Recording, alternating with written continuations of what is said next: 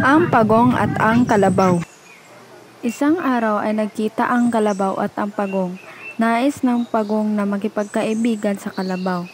Tumawa lang na malakas ang kalabaw at pakot niyang sinabi na, "Hindi ang isang tulad mo nais kong kaibigan. Ang gusto ko ay iyong kasinlaki at kasinlakas ko. Hindi tulad mong lampan at maliit ay sobra pang kupad kumilos. Sobra ka mapang-api, minamaliit mo ang aking kakayahan. Dapat mong malaman na maliit ay nakakapuwing." Napikon si Kalabaw. Hinamon niya ng karera si Pagong upang mapatunayan niya nito ang kanyang sinasabi. Tanggap naman ni Pagong ang hamon ni Kalabaw. Sabi ni Kalabaw, "Matibay ko talaga ho. Twist, kailan mo gustong umpisahan ang karera? Kapag ay ako tinalo mo sa halabanan nito, ay pagsilbihan kita sa habang panahon."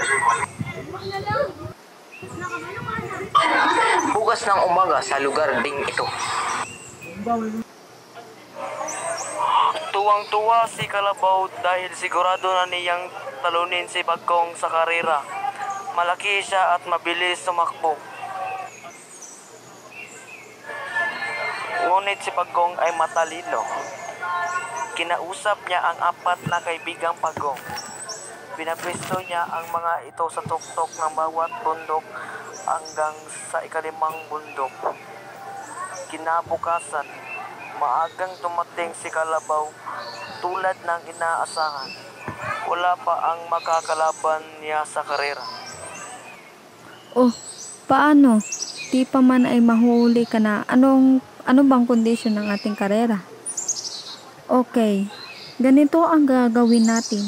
Ang mauunang makakarating sa ikalimang tuktok ng bundok ng iyon ay siyang panalo." Tulad ng dapat asahan, natabunan ng alikabok si Pagong.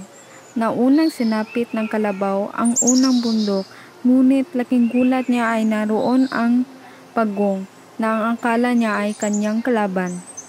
Nagpatuloy sa pagtakbo si Kalabaw hanggang sa ikalawang bundok.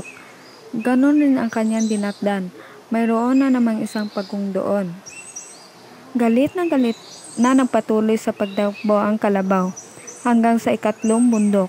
Muli ay may isang Pagong na naman doon. Ganon din sa ikaapat at ikalimang bundok. Dahilan sa matinding kahihiyan, galit sa kanyang pagkatalo ay Pagong tinadyakan niya ng malakas ang Pagong.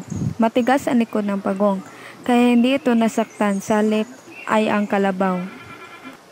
Umatungal ng iyak ang Kalabaw dahil sa sakit dulot ng pagbiyak ng kuko sa pagsipa sa mahinaan at maliit na Pagong. At doon nagtatapos ang kwento.